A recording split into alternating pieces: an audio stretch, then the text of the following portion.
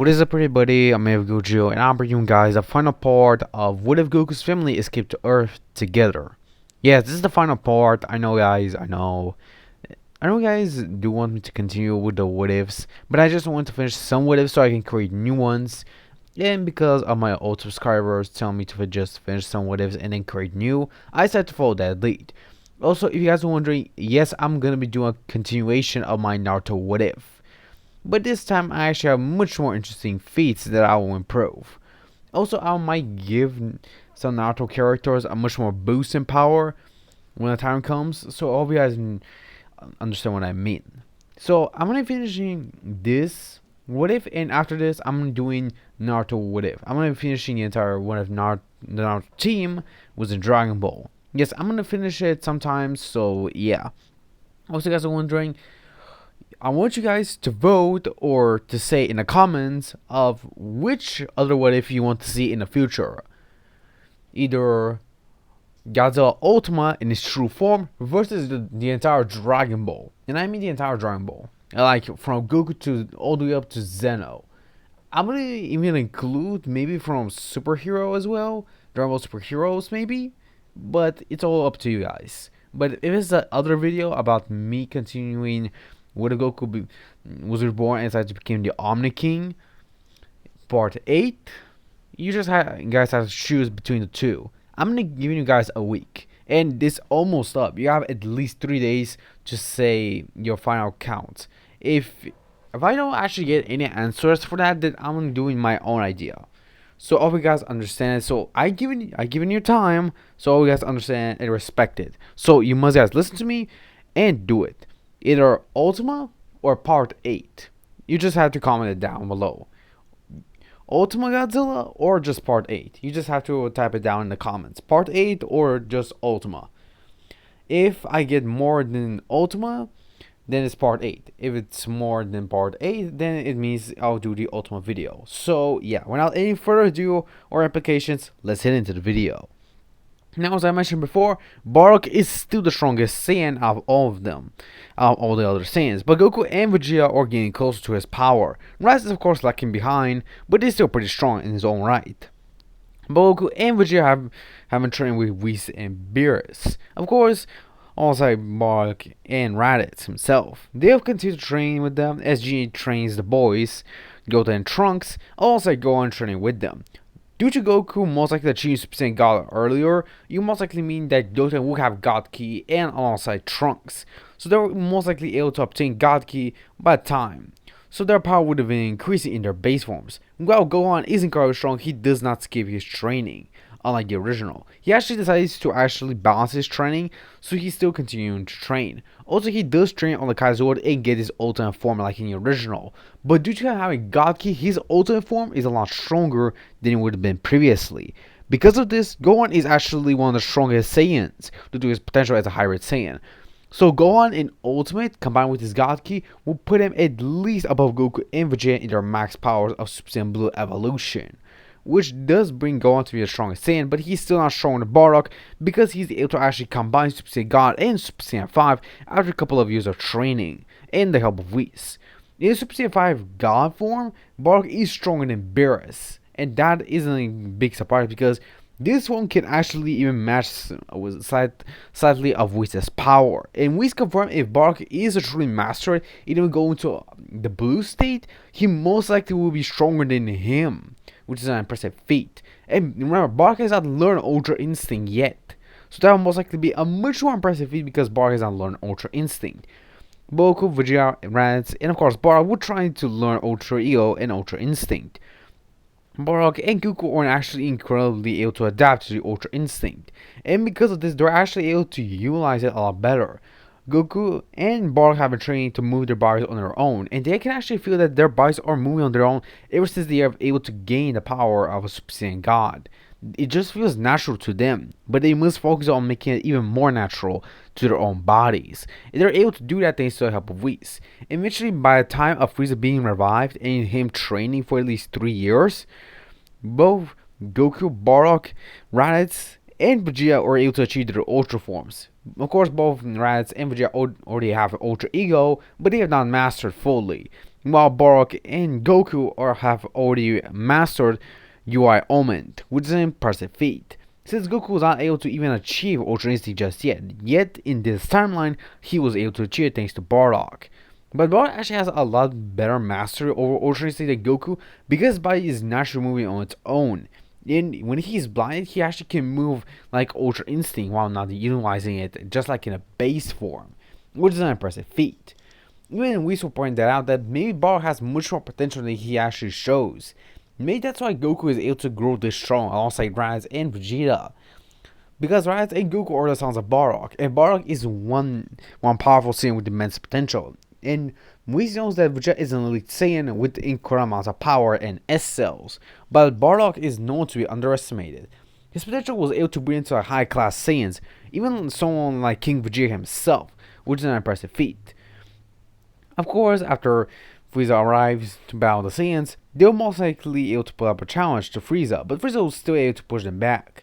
Frieza then decides to show off his full power, transforming into his diamond form. Of course, Goku would have been surprised by Frieza's power, and eventually he would actually try to utilize the Ultra Instinct Omen. And this will actually be an immense battle as they both collide and clash fists. Even Beerus is surprised because Goku can now even maybe match him, if not even defeat him, because he is able to achieve Ultra Instinct Omen. But he tells Beerus that he has actually mastered Omen. He is not actually tapped into a Master Ultra Instinct just yet, but he can do that just in a brief second. Which surprises Beerus as he drops to the ground, incredibly shocked. Which surprises him to know that Goku has become so strong. Of course, Goku continues to battle Frieza, but Frieza is eventually swiftly defeated by Goku, as eventually he does not hold back. Yes, Goku was holding back at least 50% to give a challenge to Frieza, and Frieza's not that big of a challenge due to Goku constantly training with Bardock. Of course, Raditz and Vegeta wanted to have a piece of Frieza, but they respected Goku's choice of defeating him. Eventually, of course, the Number 6 vs. Number 7 tournament will still begin. Of course, the participants you already know, guys, will be Goku, Bardock, Raditz, Vegeta, and Gohan. Due to them being incredibly strong, they'll most likely easily able to defeat the entire Universe 6. Of course, Kyle will still able to achieve percent thanks to Bardock and Vegeta. So yeah, because of this, Kyle does achieve Super Saiyan, but is also pushed to even further heights by both Saiyans to maybe achieve the power of a god, like Super Saiyan God. Now, Zaoza will actually be intrigued in two mortals, that being Goku and Bardock, also Vegeta himself, because Vegeta was able to use the power of a destroyer, while Goku was shown to slightly use the power of an angel, which Zaoza will be irritated, so he decided to use himself and his future self to take over the bodies of Goku and Vegeta, thus creating Goku Black and Vegeta Black. As of course, they were trying to attack the fighters from the present timeline because of Trunks going to our present timeline. Of course, Goku and Vegeta were able to defend themselves because of their copycats not being able to adapt as much, though Trunks not being as strong as them. So they were most likely not have gained that much power because of Goku and Vegeta growing stronger and stronger. Of course, eventually when both Goku and Vegeta Black return, they're able to heal their wounds and eventually growing stronger. Of course, when Goku and Vegeta rush at them in the future timeline, in their Super Saiyan Blue, they're transformed to their own rosy forms. Eventually, Goku and Vegeta have been pushed to using their Ultra forms, but their evil counterparts or black counterparts would have transformed into their own variation of an Ultra form, with Black actually combining his Super Saiyan Rose with Ultra Instinct, knowing as he calls this transformation Rose Ultra Instinct. Which surprises Goku is power, as Goku is amazed by the power of Black, as his power is immense. While Vegeta Black powers up into Rose Ego, which is immensely strong, even stronger than Vegeta's Ultra Ego. Vegeta then powers up even more as he fully masters Ultra Ego, while Goku does the same with Ultra Instinct, as they're now fully evenly matched. Of course, Bardock is not here because he is currently training, but he knows that his son and Vegeta can handle it.